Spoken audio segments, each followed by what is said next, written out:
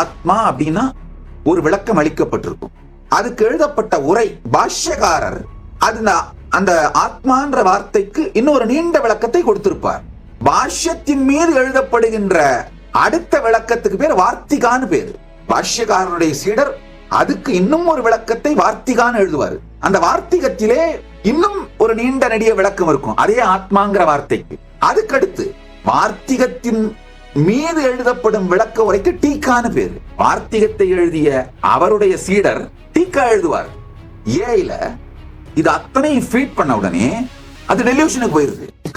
So அப்போ அது டெலியூஷனுக்கு போகாம அதுக்கு புரியுற மாதிரி மற்றவர்கள் கேள்வி கேட்டா அது அந்த லாஜிக் சாங்கியம் மாறாமல் விளக்கம் அளிக்கிற மாதிரி அதை ட்ரெயின் பண்ணணும். பரமசிவன் அருளாலே அதை செய்து முடித்திருக்கின்றோம்.